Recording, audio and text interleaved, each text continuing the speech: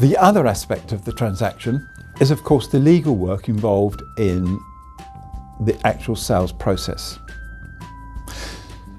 Now, the work that solicitors do, and it is solicitors, let's face the fact. I know everybody's entitled to sell their house without a solicitor, but the reality is you need a solicitor.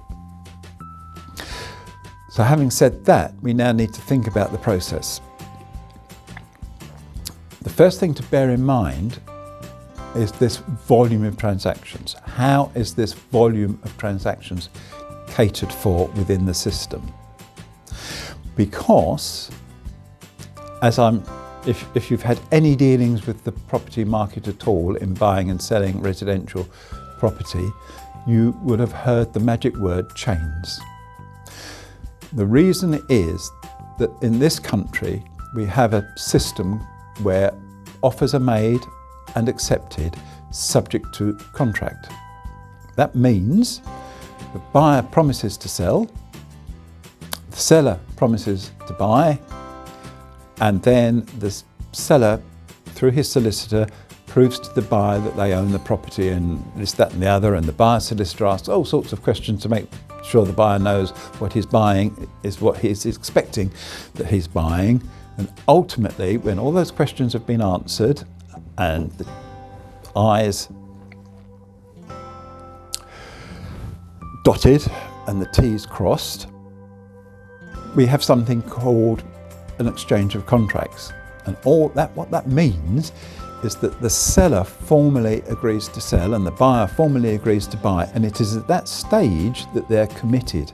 Up to then, even 2 hours before that magic exchange date, everybody can walk away at no cost or penalty. And that is why this market is so easy to get into, and the market is driven by volumes. So when someone buys a house, the question is, fairly obviously, where's the money coming from? Oh, well, I've got this property to sell, and then I can add a mortgage to that, and that's great. That's how I can justify to the seller that I've got the money. But he hasn't got the money until that house is sold.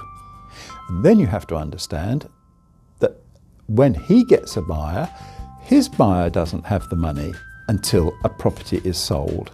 And you can have these links going down many as 4 or 5 times until you arrive at the magic word, a first-time buyer who hasn't got anything to sell, has got a mortgage, can give the person the money, and the money flows up through the chain. And that's how these transactions are created. And this is all about just selling, from our perspective, our house at the top of the chain. Equally, the person that we're selling for may want to be buying on, probably is. So he in turn goes into the marketplace, finds a property he wants to buy, makes an offer, gets it all agreed. Where's the money coming from? Oh, I've got a buyer for my own property and this, that and the other. And the agent will probably give us a call to see what our chain is like. Is it something that can be subject to contract relied upon? And then that's how it builds up. So it is quite possible to actually create 7 or 8 links on a chain.